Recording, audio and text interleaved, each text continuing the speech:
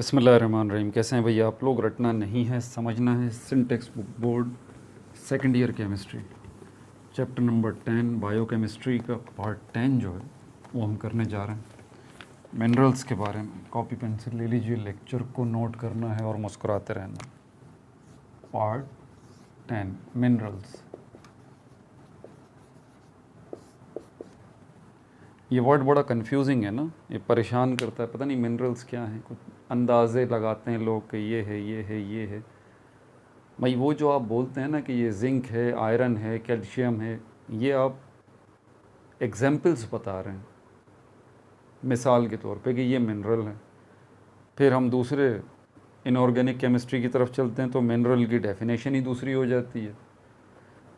वो कॉपर अगर extract out करना हो तो वो कॉपर मिनरल है, उसका क्या करें अभी? अब वो दुनिया ही अलग है। तो ये वर्ड बड़ा कंफ्यूजिंग सा होता है। आसान सी इसकी डेफिनेशन, मिनरल उस चीज़ को कहते हैं जो कि ज़मीन के अंदर कुदरती तौर पर बने। क्या कहा मैंने? मिनरल उस चीज़ को कहते हैं जो ज़मीन के अंदर कुदरती तौर पे बने, उसको मिनरल कहते हैं। ऑयल है वो भी मिनरल है, कुदरती तौर पे बनता है, ज़मीन से निकलता है। गैस है, पेट्रोल है, कोयला है, ये मिनरल है। समझ में आ रही बात? आसान सी टू द पॉइंट डेफिनेशन। अब ज़मीन के अंदर जो चीज़ें कुदरती तौर पे बनती हैं वो दो तरह की होती हैं, जानदार चीज़ों से बनने वाली और बेजान चीज़ों से बनने वाली।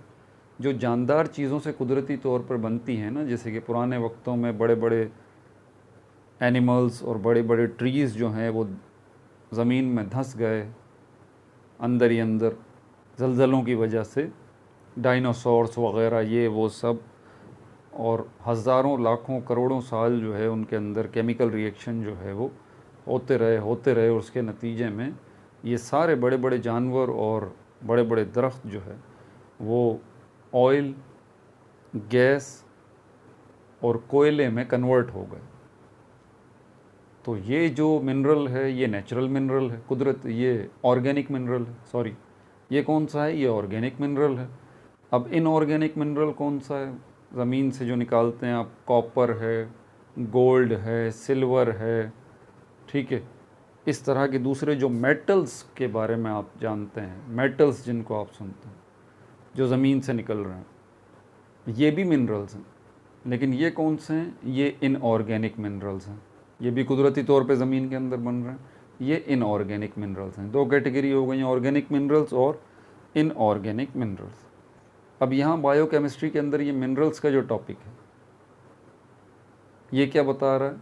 बायोकेमिस्ट्री के अंदर मिनरल्स का टॉपिक वो मिनरल्स जिनकी हमें ज़रूरत है, इंसानों को ज़रूरत है, जानवरों को ज़रूरत है, पौधों को ज़रूरत है ज़िंदा रहने के लिए, जो हमें खाने के साथ चाहिए, जो हमारे फूड का हिस्सा हों। ठीक है। तो यहाँ पर जिस मिनरल्स की बात की जा रही है, as a food source, as a food source. जी, बहुत सारे मिनरल्स ऐसे हैं जो आपकी ग़िज़ा का हिस्सा हैं, जो आपके खाने का हिस्सा हैं, और वो खाने के ज़रिए आपके जिस्म में जाते हैं और मुख्तलिफ़ किस्म के काम वो अंजाम देते हैं। उसके बग़ैर आपकी बॉडी प्रॉपर फंक्शन नहीं कर सकती। जैसे कि मिनरल वाटर सुना है ना आपने, बड़ा आम सा लफ्ज़ है मिनरल वाटर। तो ये पानी कौन सा होता है? Mineral water. दरिया का पानी जो है वो भी मिनरल वाटर है भाई, उसमें भी मिनरल्स होते हैं। ठीक है।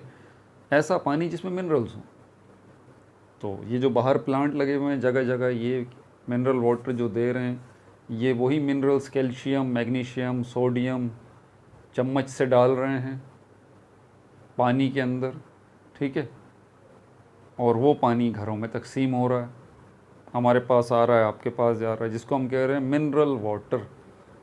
ये नेस्ले है ये और वो, और दूसरी लोकल जो पानी की लगे पड़े हैं जगह जगह प्लांट, ये ठीक है। और दूसरा जो है हमारे पास ये पानी कौन सा है? दरिया का पानी है, उसमें भी मिनरल्स होते हैं। तो ये वो मिनरल हैं। समझ में आ गई बात आपको? ये हमारे जिस्म के अंदर, हमारी बॉडी के अंदर बहुत सारे इनके काम होते हैं। तो ये जनरल कॉन्सेप्ट मैंने आपको दे दिया मिनरल्स का। कौन सा टॉपिक है ये आखिरी टॉपिक पेज नंबर 230 के ऊपर मौजूद है जो ये चल रहा है। ठीक है। तो अब इसके नोट्स ले लेते हैं।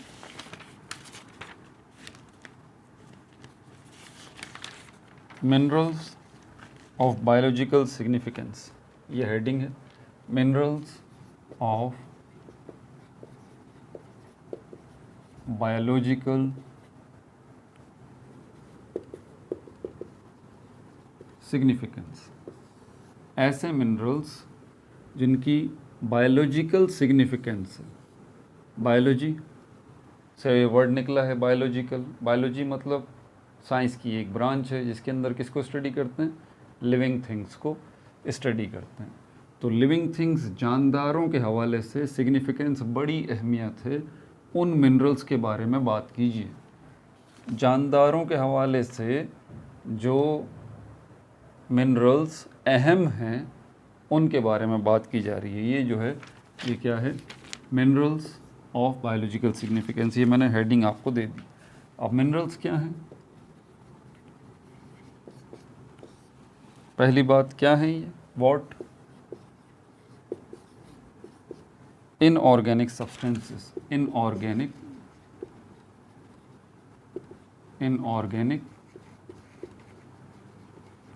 सब्सटेंसेस रिक्वायर्ड, नीडेड, रिक्वायर्ड कर लें या नीडेड कर लें। ये इनऑर्गेनिक सब्सटेंसेस हैं नीडेड, जिनकी ज़रूरत है। किस लिए ज़रूरत है? Number 1, to maintain physical health, आपकी ज़ाहिरी हेल्थ जो है उसको मेंटेन करना, टू मेंटेन फिज़िकल हेल्थ। ठीक है भाई। दूसरा काम क्या है इनका? प्रिवेंट अस, हमें महफूज रखना। प्रिवेंट अस, हमें महफूज रखना। किससे महफूज रखना? बीमारियों से, डिजीज़।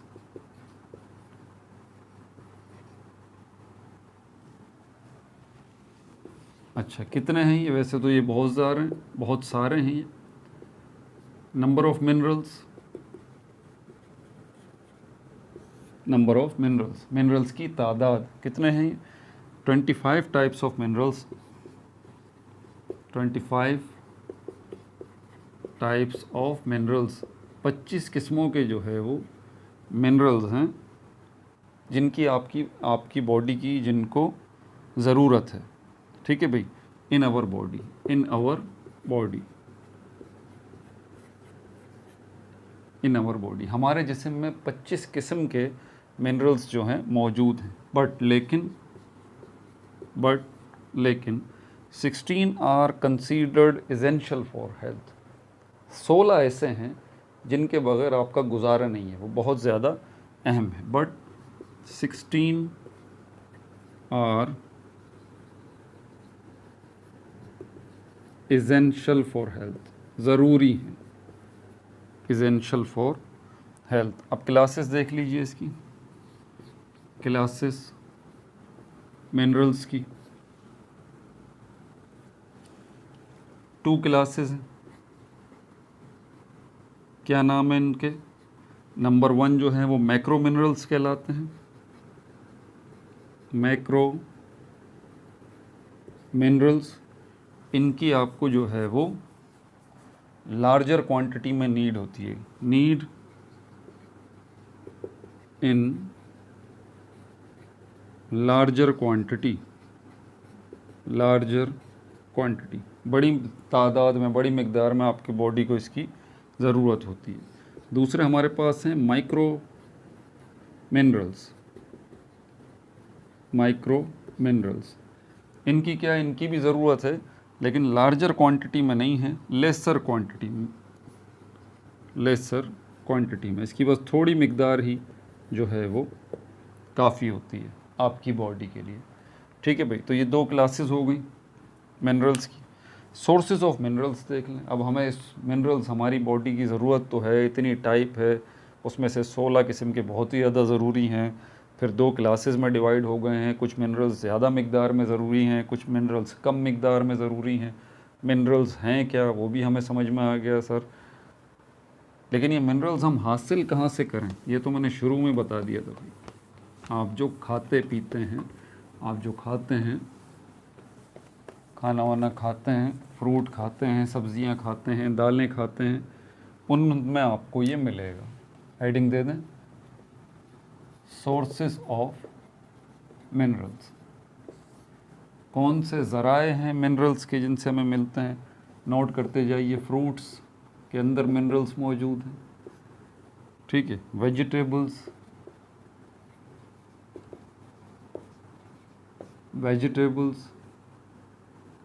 होल ग्रेन्स,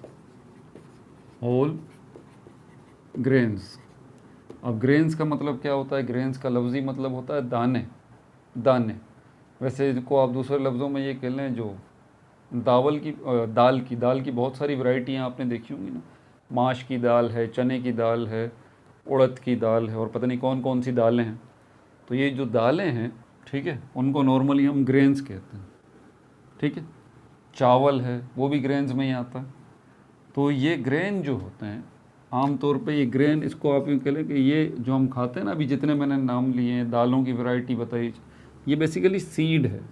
अब बच्चे को भी पता है कि सीड जो है जब ज़मीन में डाला जाता है तो उससे क्या निकलता है? प्लांट निकलता है, प्लांट निकलता है सीड से, ठीक है। ये सीड के अंदर ये छोटा सा प्लांट होता है, नन्हा सा प्लांट, जिसको एम्ब्रियो कहते हैं। क्या कहते हैं? एम्ब्रियो। एम्ब्रियो, इसको एक और नाम भी दिया जाता है, इसी एम्ब्रियो को जर्म भी कहते हैं, जर्म। और बाकी जो ये इतना बड़ा हिस्सा होता है ना सीड का, ये फूड होता है। फूड होता है किसका? ये जो नन्हा सा प्लांट है ना, छोटा सा प्लांट है जो इसके अंदर ये स्लीपिंग स्टेट में सो रहा है, इस सीड के अंदर, ये एम्ब्रियो या ये जर्म। तो जब ये पानी में सीड, ये मट्टी में सीड डाल दिया जाता है, पानी डाल देते हैं, तो इस सीड के ऊपर एक सीड कोट होता है, प्रोटेक्शन के लिए कवरिंग होती है सीड कोट। वो सॉफ्ट हो जाता है, नरम हो जाता है, पानी जो है वो अंदर चला जाता है। पानी इस खाने को भी गीला कर देता है और सोते हुए छोटे से प्लांट को, एम्ब्रियो को, जर्म को, इसको भी जगा देता है। ये जाग जाता है और उसके बाद ये जो फूड है अपना, इसको खाना शुरू कर देता है और बड़ा होता रहता है। दो हिस्से बनते हैं, इसका एक ज़मीन से ऊपर जाता है जो शूट कहलाता है, दूसरा हिस्सा नीचे आता है जो रूट कहलाता है। इस फूड को हम एंडोस्पर्म कहते हैं। क्या कहते हैं? एंडोस्पर्म, एंडोस्पर्म कहते हैं। अब ये क्या है? होल ग्रेन्स जो हैं, ग्रेन्स आप समझ गए, बेसिकली सीड है, ठीक है। अब ये ग्रेन्स जो हैं वो दो तरह के होते हैं। एक होते हैं रिफाइंड ग्रेन, रिफाइंड ग्रेन। दूसरी टाइप होती है हमारे पास होल ग्रेन्स। रिफाइंड ग्रेन वो होते हैं जिसके अंदर जो विदाउट जर्म होगा या एम्ब्रियो होगा, विदाउट जर्म होगा या एम्ब्रियो होगा, सिर्फ एंडोस्पर्म होगा और ये जर्म या एम्ब्रियो जो है वो नहीं होगा। इस किस्म का जो सीड होता है, इस किस्म के जो ग्रेन्स होते हैं, उनको हम कहते हैं ये रिफाइंड ग्रेन्स है, ठीक है भाई। ये सिर्फ खाने के इस्तेमाल में आएंगे आपके। अगर आप इनको ज़मीन में लगा देंगे तो इससे नया पौधा नहीं निकलेगा। नया पौधा कहाँ से निकलेगा? पौधा ही नहीं है इसमें, तो छोटा सा प्लांट, एम्ब्रियो ही नहीं है। जबकि ये होल ग्रेन जो है, ये वो है जिसके अंदर, ये ऐसा सीड है जिसके अंदर ये एंडोस्पर्म जो है, और सॉरी, ये जो छोटा सा प्लांट है, एम्ब्रियो या जर्म, ये मौजूद है और इसका एंडोस्पर्म भी मौजूद है। तो आपको होल ग्रेन जो है वो खाना है ताकि आपको मिनरल्स मिलें, ठीक है भाई। और क्या क्या चीज़ें आपको खानी चाहिए? होल ग्रेन्स,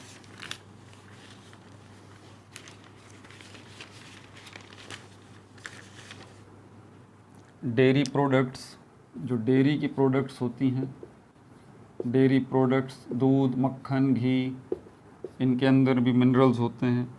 मीट्स, जो गोश्त है उसके अंदर भी जो है वो मिनरल्स होते हैं। सी फूड, समुद्री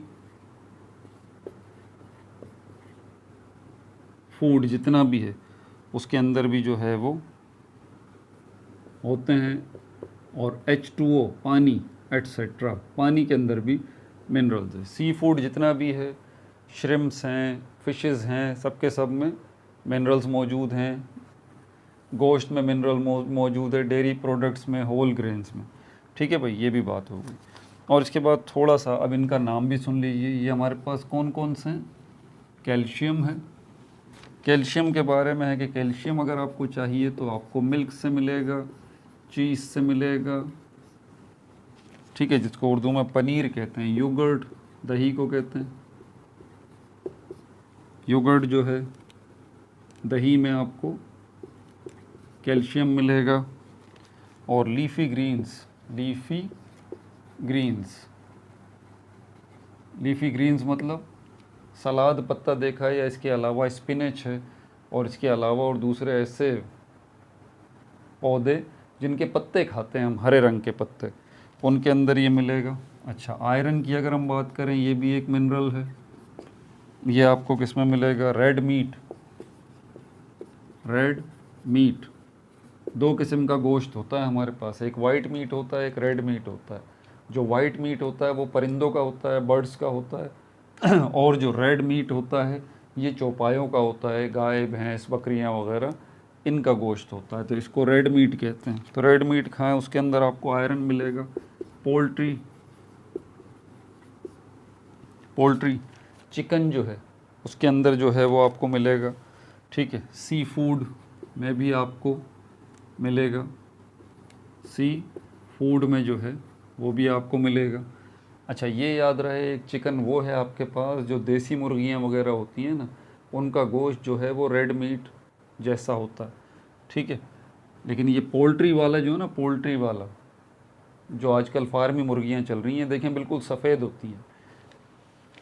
अच्छा, सी फूड है, उसमें आपको मिलेगा ये बीन्स, जैसे कि लोबिया होता है, खाया है बीन्स इस तरह का, ये लोबिया, तो ये बीन्स इनके अंदर मिलेगा।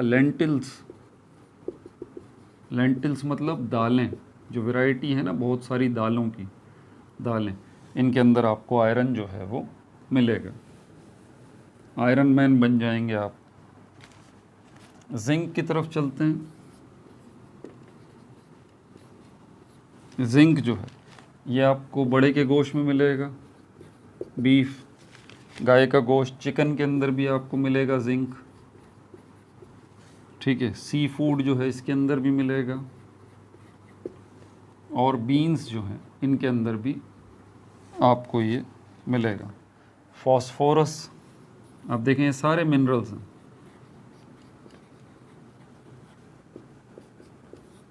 फॉस्फोरस मीट गोश्त में आपको मिलेगा, फ़िश में मिलेगा।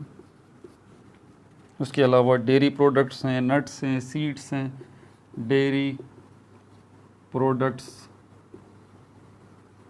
Nuts, seeds,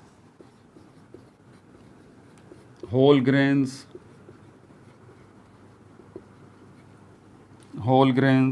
etcetera.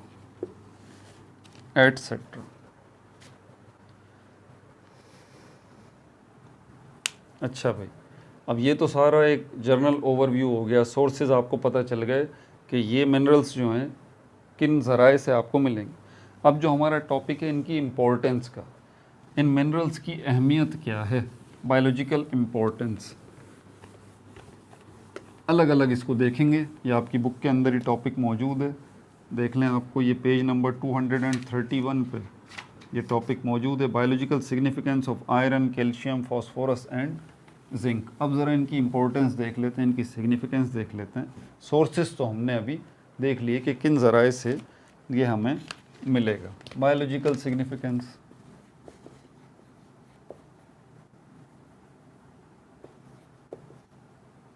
Biological significance, biology point of view से इनकी क्या इम्पोर्टेंस है भाई। सबसे पहले उसने लिखा है जनरली, अगर हम एज अ होल सारे मिनरल्स की अगर हम बात करते हैं तो ये किस चीज़ को मेंटेन कर रहे हैं? Maintain your pH, maintain pH, हमारी बॉडी का जो पीएच है इसको मेंटेन करके रखते हैं मिनरल्स, यानी कि हमारी बॉडी का पीएच ना बढ़ने देते हैं ना घटने देते हैं। ठीक है, इसके अलावा एसिड बेस बैलेंस जो है इसको मेंटेन करके रखते हैं, एसिड बेस को बैलेंस करके रखते हैं। एसिडिटी और बेसिसिटी आपकी बॉडी के अंदर वो बैलेंस होनी चाहिए। ये भी असल में पीएच का ही दूसरा नाम है बेसिकली। इसके अलावा हार्मोनल कंट्रोल, हार्मोनल कंट्रोल, आपकी पूरी बॉडी के अंदर चीज़ें एक जगह से दूसरी जगह जा रही हैं ना, तो वो इन वेसल्स के ज़रिए जा रही हैं जिनको हम कहते हैं ब्लड वेसल्स। ब्लड वेसल्स ये खून की नालियाँ हैं, ठीक है। ये दो किस्मों की होती हैं, एक वो जो आपको अपनी आँख से नज़र आ जाती हैं जैसे ये नसें हैं, ठीक है। दूसरी वो जो आपको अपनी आँख से नज़र नहीं आती जिनको हम कैपिलरीज़ कहते हैं। जो आँख से नज़र आती हैं ये दो तरह की होती हैं, एक को आर्टरीज़ कहते हैं, दूसरी को वेंस कहते हैं। आर्टरीज़ ऑक्सीजनेटेड ब्लड लेके जा रही होती हैं, वेंस जो हैं डीऑक्सीजनेटेड ब्लड जो है वो लेके जा रही होती हैं। तो बहरहाल ब्लड एक जगह से दूसरी जगह जब जा रहा है तो उसको ब्लड वेसल्स की ज़रूरत है। ब्लड वेसल्स के बगैर ब्लड एक जगह से दूसरी जगह नहीं जा सकता। लेकिन कुछ चीज़ें ऐसी हैं हमारी बॉडी के अंदर जो एक जगह से दूसरी जगह जाती हैं, ठीक है, ब्लड ही उनको लेके जाता है, लेकिन वो ख़ुद भी बग़ैर ब्लड के ही एक जगह से दूसरी जगह जाती हैं। उनको हम ग्लैंड्स कहते हैं, उनको हम ग्लैंड्स कहते हैं। ग्लैंड्स जो हैं वो डक्टलेस ऑर्गन्स होते हैं। ऐसे ऑर्गन्स हमारी बॉडी के अंदर जो डक्टलेस होते हैं, उनके साथ कोई ट्यूब वगैरह नहीं जुड़ी हुई होती। और ये ग्लैंड्स करते क्या हैं, ये केमिकल रिलीज़ करते हैं, एक प्रोटीन की टाइप रिलीज़ करते हैं जिसको हम हार्मोन्स कहते हैं। ये हमारी बॉडी के अंदर मुख्तलिफ़ जगहों पर ये ग्लैंड्स मौजूद हैं। मुख्तलिफ़ किस्म के ग्लैंड्स होते हैं, मुख्तलिफ़ किस्म के हार्मोन्स जो है वो प्रोड्यूस करते हैं। पिट्यूटरी ग्लैंड है, थायराइड ग्लैंड है, ठीक है। तो ये ग्लैंड्स जो केमिकल हार्मोन्स रिलीज़ करते हैं, इसकी मिक़दार बैलेंस रहनी चाहिए, ना बहुत ज़्यादा रिलीज़ हो जाए। ये हार्मोन्स हमारी बॉडी में उससे भी नुकसान है, अगर कम रिलीज़ होंगे ये हार्मोन्स उससे भी नुकसान है। तो इन हार्मोन्स को बैलेंस रखने के लिए ये जो है हमारे पास ये नॉर्मली मिनरल्स जो हैं ये अपना बड़ा अहम किरदार अदा करते हैं। हार्मोनल कंट्रोल, ठीक है, ये जनरल इसके फंक्शंस हैं मिनरल्स के। अब इंडिविजुअली देख लेते हैं इनकी अहमियत। आयरन को देख लेते हैं पहले। सबसे पहले आयरन, आयरन ये क्या कर रहा है, oxygen transport, oxygen transport, transport एक जगह से दूसरी जगह ऑक्सीजन को लेके जाना। आप कहेंगे कि सर ऑक्सीजन तो रेड ब्लड सेल्स लेके जाते हैं, या किसी को उससे भी ज़्यादा पता होगा तो वो कहेंगे सर रेड ब्लड सेल्स के अंदर हीमोग्लोबिन जो है प्रोटीन की एक टाइप है वो लेके जाती है। दोनों बातें आपकी सही हैं। रेड ब्लड सेल्स के अंदर ही हीमोग्लोबिन होते हैं, प्रोटीन की ये टाइप, और इसी हीमोग्लोबिन के ऊपर जो है ये आयरन लगा हुआ होता है। और बेसिकली जब हम कहते हैं कि हीमोग्लोबिन जो है वो ऑक्सीजन को एब्जॉर्ब कर रही है, तो इसका दूसरा मतलब ये होता है कि हीमोग्लोबिन के अंदर जो आयरन है वो इस ऑक्सीजन को अपने साथ जोड़ रहा है और जोड़ के लेके जा रहा है। हीमोग्लोबिन ऑक्सीजन को लेगा ना, तो कैसे लेगा, हीमोग्लोबिन में जो आयरन है वो इस ऑक्सीजन को अपने साथ जोड़ लेगा। कंपाउंड की शक्ल इख्तियार हो जाएगी यहाँ पर इस आयरन की और उस आने वाले ऑक्सीजन की। केमिकल रिएक्शन होगा, बाकायदा बॉन्डिंग होगी। अब ये ब्लड जब जा रहा है एक जगह से दूसरी जगह, हीमोग्लोबिन भी जा रहा है, रेड ब्लड सेल्स भी जा रहा है, तो आयरन भी जा रहा है इस ऑक्सीजन को लेके। तो बेसिकली ये आयरन होता है जो इस ऑक्सीजन को पकड़ के रखता है। समझ में आ रही है बात। तो आयरन जो है वो ऑक्सीजन ट्रांसपोर्ट करने का काम कर रहा है।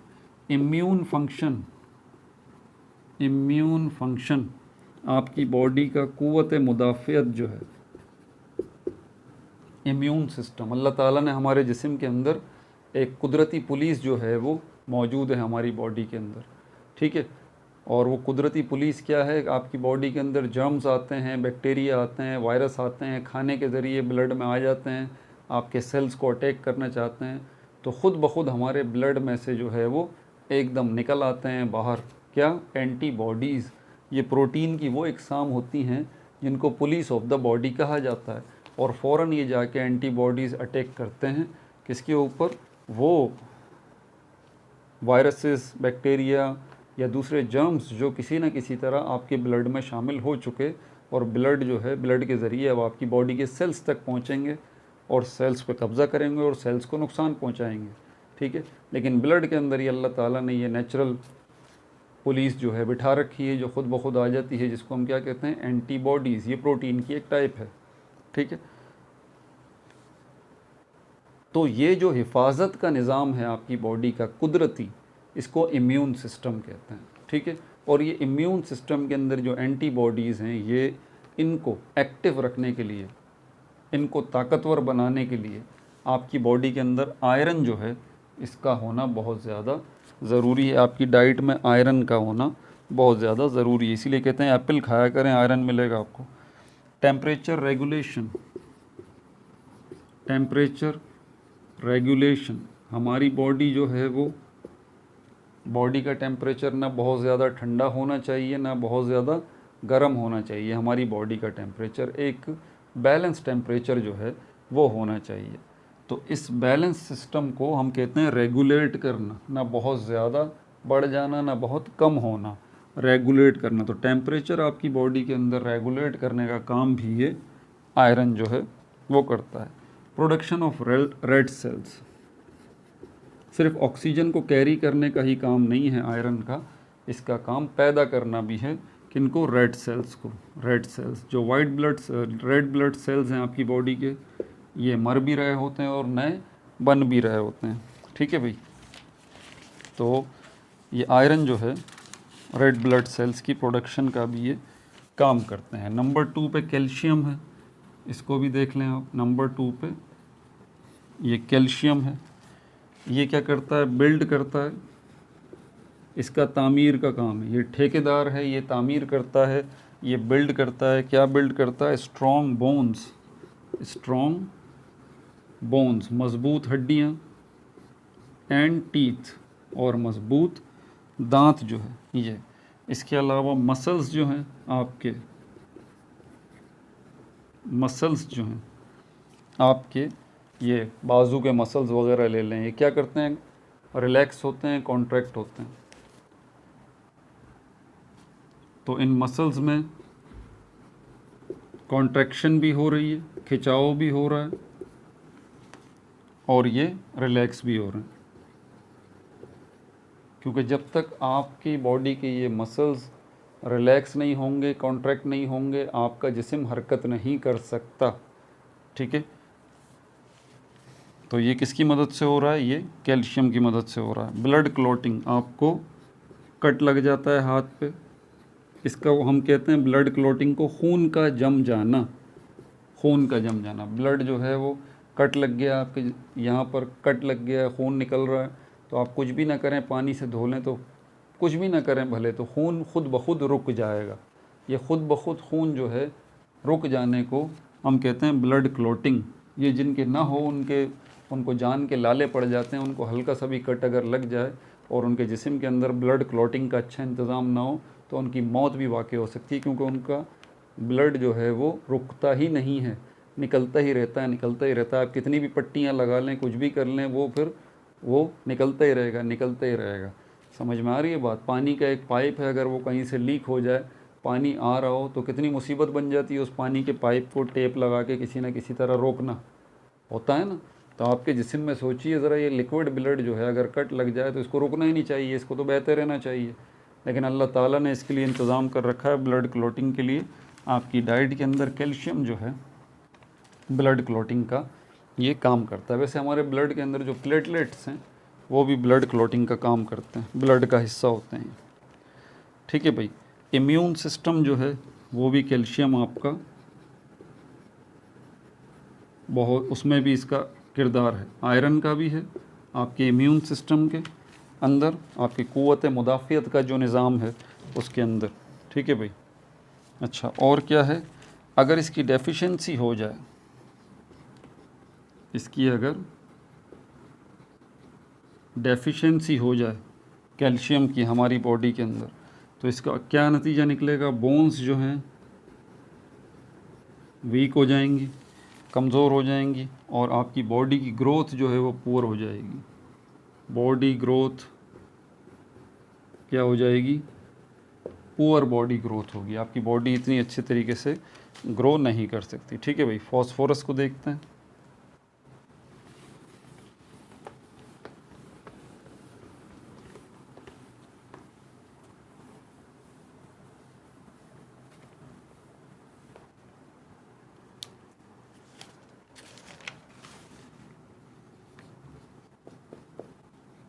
नंबर 3 पे phosphorus, healthy bones, healthy bones सेहतमंद हड्डियों के लिए और दांतों के लिए फॉस्फोरस ज़रूरी है। ठीक है, या और ये फॉस्फोरस आपके डीएनए का पार्ट भी है, पार्ट ऑफ डीएनए, आरएनए। जी, आरएनए और डीएनए इसका हिस्सा है ये फॉस्फोरस। प्रोटीन सिंथेसिस, प्रोटीन के बनाने में इसका बहुत अहम किरदार है। अगर फॉस्फोरस ना हो तो आपकी बॉडी के अंदर जो है वो प्रोटीन नहीं बने। ठीक है, माँ बाप से बच्चों में जो जेनेटिक इन्फॉर्मेशन ट्रांसफ़र हो रही होती है, हमारे पेरेंट्स से हमारे अंदर जो जेनेटिक इन्फॉर्मेशन आई है, जिसकी वजह से हम अपने माँ बाप से मिलते जुलते हैं, हमारे हाथ पैर आँखें बाल काफ़ी हद तक जो माँ बाप से मिलते जुलते हैं। ठीक है, तो वो किस वजह से हैं, क्योंकि उनके वजूद से जेनेटिक इन्फॉर्मेशन हमारी बॉडी में आई है। तो इसके अंदर भी फॉस्फोरस का बहुत अहम किरदार है। Transferring genetic information, transferring genetic information. ठीक है भाई, important for muscular system, important for muscular system.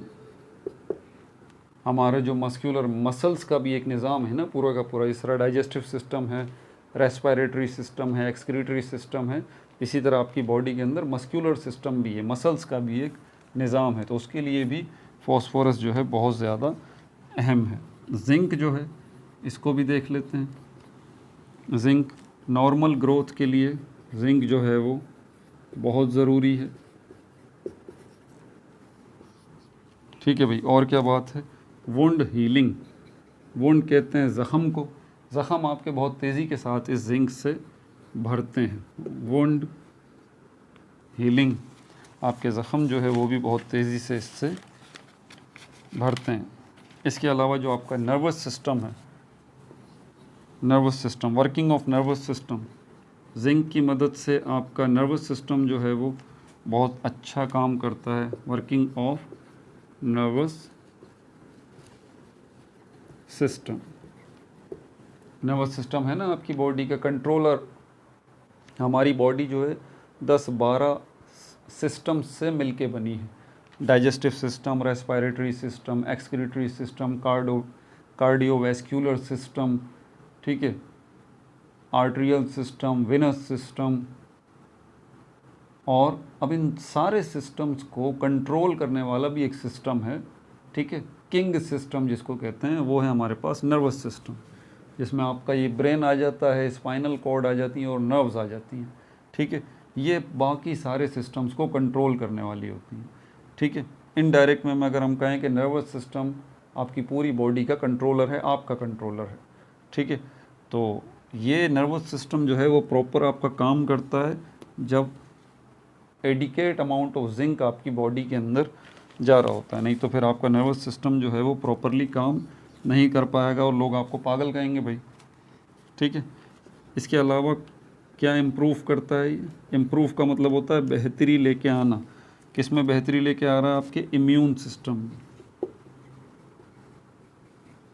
क़ुव्वत मुदाफ़ियत, ये मुदाफ़ियाती निज़ाम जो है आपके जिस्म का, इसमें बहुत अहम किरदार अदा करता है ये अपना इम्यून सिस्टम।